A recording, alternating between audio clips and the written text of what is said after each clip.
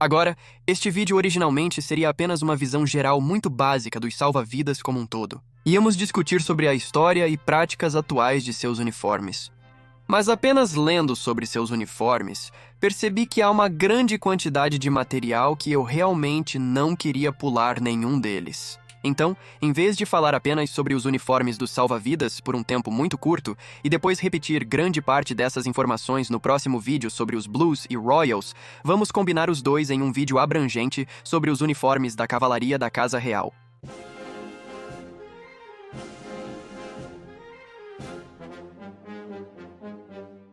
A forma mais direta de diferenciar esses dois regimentos é pelos uniformes. Salva-vidas vestem vermelho vivo, enquanto os Blues e Royals usam azul escuro coerente com seu nome. Frequentemente vemos a cavalaria com uniformes sob couraças brilhantes e polidas. Originalmente, de 1661 até 1730, essas couraças eram apenas de um preto muito escuro e não tinham propósito cerimonial algum. Eram usadas somente em campo. De 1730 a 1820, eles realmente não possuíam couraças. Com a couraça polida, que conhecemos hoje, sendo introduzida em 1821, ela permaneceu em grande parte inalterada desde então. Avançando com a armadura, os salva-vidas usam seus belos capacetes com plumas brancas, a tira sob o lábio inferior, o que pode às vezes causar complicações. É importante ter em mente que essas tiras não são tanto destinadas a realmente segurar o capacete na cabeça, mas sim, elas são planejadas para desviar golpes de sabre no rosto. Os Blues e Royals usam capacetes com plumas vermelhas, as tiras são seguradas de forma aparentemente mais confortável sob o queixo. O design do capacete atual foi apresentado em 1842 pelo Príncipe Albert, substituindo os antigos capacetes de pele de urso usados desde 1830. Pequenas mudanças ocorreram na pluma e espinha, mas eles permanecem os mesmos desde 1856 e 1881. Porém, os capacetes seguem praticamente iguais. Outra diferença menor entre os regimentos é que os Lifeguards possuem um topo bulboso, similar a uma cebola em sua plumagem, diferente dos Blues e Royals, que a mantém solta. Isso remonta à prática dos segundos Lifeguards, antes da fusão do primeiro e segundo. Abordaremos isso no próximo vídeo de história. E isso vem da maneira como os segundos salva-vidas lavavam, amarravam e depois usavam. E então secar a pluma enquanto a limpa. Para mais semelhanças, cada regimento tem suas botas de montaria de couro até a coxa, cujo design data de 1812. Cada regimento carrega uma caixa de cartuchos, remanescente dos dias de armas de pólvora negra, quando soldados manuseavam carabinas, pistolas e sabres. Essas caixas permanecem inalteradas desde 1856. Com cintos cruzados brancos, carregamos caixas de cartuchos e cordões de frascos vermelhos, que antes levavam frascos de pó quando a pólvora negra era essencial em campo. Os Blues sempre usaram cordões vermelhos, adotados pelos salva-vidas em 1829. Originalmente, os primeiros salva-vidas usavam vermelho e os segundos, cordões vermelhos azuis. Contudo, após a fusão em 1922, o regimento optou pelos cordões vermelhos. Ambos os regimentos usam calças brancas simples para cerimônias. Antes de 1812, os Blues e Royals variavam as cores, inclusive usando vermelho nas calças. Porém, após 1812, as cores foram padronizadas, com ambos os regimentos adotando o branco puro, muito elegante. Ambos os regimentos possuem grossas luvas brancas e carregam sabres de cavalaria ornamentados, cujos designs variaram ao longo dos anos. Os oficiais usualmente têm designs mais sofisticados. Porém, em geral, o design tem permanecido padrão. E, por último, para as partes mais coloridas deste kit cerimonial, temos, durante os meses de inverno ou simplesmente em condições climáticas adversas, os salva-vidas usam capas de vermelho brilhante com golas e abas azuis, com os Blues e Royals vestindo, como você deve ter adivinhado, túnicas azul escuro com abas vermelhas. Nos uniformes dos oficiais, mantém-se o mesmo esquema básico de cores para as túnicas, porém, as golas e punhos são mais ornamentados com desenhos dourados e caudas decorativas. Suas bandoleiras e alças também são um pouco mais pretensiosas, bonitas, com a cor dourada e, claro, sua marca mais clara seria as cordas douradas, nos ombros de suas armaduras. Além de, digamos, medalhas um pouco mais brilhantes, ou uma espada um pouco mais sofisticada, e coisas assim, você sabe, coisas normais do tipo oficial. Suas roupas são mais ou menos semelhantes aos uniformes dos soldados, com as mesmas calças e botas e todas essas coisas. Mas claro, existem vários uniformes além deste. o mais cerimonial, se preferir, que eles têm. Iniciamos com o uniforme de desfile, composto por casaco e macacão, pequenas luvas brancas ao invés de manoplas grandes, botas Wellington substituindo as desconfortáveis botas Jack e um boné de forragem. O uniforme de desfile é geralmente usado ao inspecionar tropas em traje completo. Temos o traje número 1 com jaqueta azul de gola alta, botas Wellington, luvas brancas curtas, boné de forragem e faixa cruzada com caixa cartada. A espada do oficial e as cordas de ombro podem ser usadas. Na presença de um membro da família real, a faixa cruzada e as alças tornam-se douradas, não brancas. Temos também o traje número 2, um uniforme de serviço composto por jaqueta e gravata marrom caqui, camisa branca, luvas de couro, botas, calças e um cinto marrons, Sam Brown. Isso significa simplesmente que a faixa cruzada e o cinto de cintura são uma e a mesma unidade, se você quiser. Uma espada e uma bainha de aço também podem ser usadas. Além de 3 uniformes alternativos, existem também uniformes para diferentes condições climáticas e para treinamento ou combate, entre outros. Não detalharemos cada um desses, mas você pode encontrar mais informações no site linkado abaixo.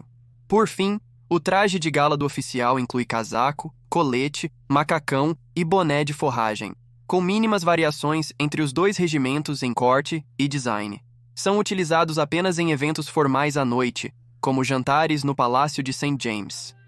Quanto aos uniformes dos soldados alistados, equivalentes aos trajes número 1 e 2, são basicamente os mesmos para oficiais não comissionados, com menos decorações. O traje de gala é menos usado. Agora, com isso cobrindo a discussão básica dos uniformes da cavalaria da casa como um todo, existem 2 uniformes muito mais distintos que ainda valem a pena mencionar, sendo estes dos ferradores e dos músicos dos regimentos. Mas antes de entrarmos nisso, gostaria de fazer um pequeno à parte e falar um pouco sobre os próprios cavalos dos regimentos. Agora, desde os primeiros dias dos 2 regimentos, os cavalos eram fornecidos privadamente, geralmente pelos homens que realmente os montariam, e por causa disso, você poderia ver uma grande variedade de cores, de alturas e coisas assim no campo a qualquer momento. Sabemos que por volta de 1692, a Segunda Guarda Real já usava cavalos pretos, mas é difícil determinar exatamente quando e por que isso ocorreu. Isso é baseado principalmente em pinturas do período. A tradição de indivíduos adquirirem seus cavalos persistiu por muito tempo, até a Segunda Guerra Mundial, onde ao menos os oficiais precisavam comprar seus próprios montes. Atualmente, todos os cavalos são adquiridos diretamente do Corpo Veterinário do Exército Real, sendo a maioria da Irlanda e comprados aos 3 ou 4 anos. Membros do Corpo Veterinário e o mestre de equitação, responsável pelo treinamento, selecionam eles. Os cavalos a serem comprados devem ter pelo menos 16 mãos de altura, equivalente a aproximadamente 5 pés e 4 polegadas, e não devem ser domados. Existem exceções à regra para os cavalos escolhidos pelos músicos, mas abordaremos isso posteriormente. Cada cavalo é treinado por 8 a 10 meses, enquanto o cavaleiro leva aproximadamente 16 semanas. Primeiro, eles usam uniforme caqui, depois o kit cerimonial. Aqui temos um vídeo curto que encontrei no Museu da Cavalaria Doméstica em Horse Guards, em Londres, sobre o treinamento dos homens e dos cavalos. Vou deixar você com isso, e conversaremos novamente no próximo par de minutos.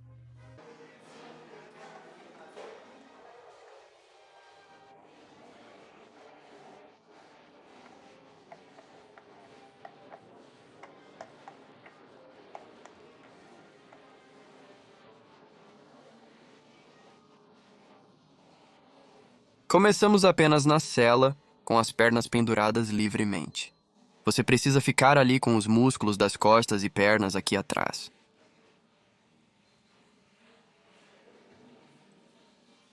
Certifique-se de chegar até a metade. Você vai pegar seus estribos, nos quais você pode enfiar os pés. Você vai relaxar um pouco a parte de baixo. A pior parte provavelmente vai ser as batidas no selim. É doloroso. É doloroso ver você realmente acordar no dia seguinte e ter que sentar ou se afastar. Porque nós fazemos o passeio de perfuração primeiro. São 2 semanas ouvindo histórias de terror sobre pessoas que tiveram seus cavalos mastigados por cavalos. Então eu estava um pouco nervoso em me aproximar de tantos cavalos. Eu perdi 6 vezes. 5 vezes quebrei meu pulso. Quebrei meu pulso, tentei voltar 2 vezes, mas não consegui ficar e saí chateado. Então completei a lição. Eu não consegui assistir mais. Estava nervoso ao começar com o cavalo batendo, pois nunca se sabe o que eles podem fazer. O primeiro cavalo que eu tive era absolutamente gigantesco, então eu fiquei bastante chocado. Eu consegui um pouco. Então essa é minha 10ª semana. Como foi pra você? Sim, foi estranho. Foi uma grande jornada pra mim porque eu estava trabalhando em equipe. Era um ambiente de equipe. Você tem uma equipe das 9 às 12 aqui em cima ouvindo música. Então acaba conhecendo muitos indivíduos. Você nunca realmente sabe. Mas você pode ficar para a minha viagem escolar e para as suas viagens também, porque sabe que é aqui que eu estive. E a mesma coisa. Quando retorna, basicamente, ao regimento do exército, reconhece os rostos. Então todo mundo conhece um bom grupo de amigos no regimento. Agora, mais cedo, eu mencionei os ferradores. Embora possamos discutir mais detalhadamente suas funções futuramente, por agora, eles podem ser vistos como uma combinação de ferreiro e veterinário, sendo responsáveis pela ferragiação dos cavalos do exército. Agora, todos os ferradores, tanto do exército quanto dos salva-vidas dos Blues e Royals, usam túnicas azul escuro. Entretanto, o ferrador dos salva-vidas é distinguível pela pluma preta em seu capacete, ao contrário da branca, enquanto os ferradores dos Blues e Royals recebem a vermelha padrão. Os ferradores, infames por portarem grandes machados ao invés de sabres tradicionais, são sempre vistos ao final de desfiles significativos de tropas. Tradicional e historicamente, esses machados eram usados para abater cavalos feridos e coletar seus cascos, algo que poderemos detalhar mais em vídeos futuros. Por enquanto, os cascos trariam dados para identificar cavalos caídos em batalha, etc. Conforme seu papel como ferradores de cada regimento, suas túnicas têm distintas insígnias de ferradura. E por último, isso nos leva aos músicos, que, quando comparados aos soldados de qualquer regimento, parecem dramaticamente diferentes. Isso se deve principalmente aos seus casacos de cores vivas. Agora, esses casacos remontam, no mais tardar, a 1661 e permaneceram notavelmente inalterados até os dias de hoje. Como provavelmente sabe, a relação entre Carlos II e o parlamento no século XVII era tensa, na melhor das hipóteses. Apesar de o parlamento controlar o tesouro, recusaram-se a financiar os uniformes dos músicos da cavalaria. Portanto, Carlos II teve que custear os uniformes com seu próprio dinheiro, vestindo os músicos com o fardamento real. Os casacos de estado têm cor dourada e vermelha brilhante, decorados com a cifra do monarca atual, que é R2 para Elizabeth Regina II, a Rainha Elizabeth II em latim. Aqui vemos um casaco vitoriano antigo com um VR. Tenho certeza que você sabe para quem é isso. Além dessa mudança da cifra entre cada geração, no entanto, o casaco permaneceu novamente, notavelmente inalterado nos últimos 350 anos. As únicas mudanças reais foram no colarinho alto e nas abas dos ombros. Além dos vistosos casacos de estado, os músicos usam bonés de jockey, que surgiram mais tarde, no final do século XVIII. Originalmente tinha um pico muito maior e arredondado, mas o design moderno surgiu em 1881, deixando de lado os belos uniformes caso a realeza ou o prefeito de Londres não estejam presentes. Os músicos frequentemente voltam a usar seus trajes não oficiais, identificáveis como os uniformes padrão de seus regimentos originais. Mesmo não tendo muito a comentar sobre os instrumentos em si, ou ao menos não o suficiente que eu possa dizer, os 2 enormes tambores de caldeirão são sempre admirados. O cavalo que os carrega deve ser particularmente forte e bem treinado. Cada um realmente leva cerca de 1 ano e meio para ser totalmente treinado para o trabalho. Cada cavalo de tambor é um cruzamento robusto de Clydesdale. Na verdade, eles parecem robustos, presumo que sejam. Esses cavalos costumam ter nomes heróicos, como Aquiles, Hector, Alexandre, o Grande ou Jimmy. Os tambores são normalmente muito ornamentados e frequentemente revestidos com coberturas reais. Cada um desses tambores, na verdade, pesa um total de 68 libras, e quando você combina os dois com o peso do cavaleiro e da sela também, parece bastante óbvio, porque qualquer cavalo velho não serviria, adicionando o fato, claro, que eles têm que aguentar muito mais barulho do que os cavalos regulares. E não, eles não recebem algodão enfiado em seus ouvidos. Os trompetistas do regimento também são notáveis. Seus instrumentos exibem o brasão real, e diferentemente do resto da cavalaria da casa, seus cavalos são sempre de um cinza muito claro. Naturalmente, os trompetistas eram um meio tradicional de comunicação entre regimentos de cavalaria e comandos em campo, função que exerceram até o fim da cavalaria em batalhas. Trompetas não têm válvulas, limitando o número de notas que podem tocar. São comumente usados em fanfarras para a monarquia, vistos antes do hino nacional e durante guardas no Horse Guards Parade. Claro, a prática de usar trompetistas para anunciar a chegada da nobreza ou realeza data muito antes do reinado de Charles II. Bem, minha nossa, eu certamente consegui falar sobre uniformes por muito mais tempo do que pensei que seria capaz. De qualquer forma, nosso próximo vídeo será sobre a história dos salva-vidas, os primeiros regimentos da cavalaria da Casa Real. Se tiver dúvidas sobre a história dos salva-vidas, seus uniformes ou seu funcionamento atual, pergunte. Tentarei incluir na próxima sessão ou responder nos comentários, como habitualmente faço. E até que esse momento chegue, eu sou e permanecerei, caro espectador, seu mais humilde e obediente servo.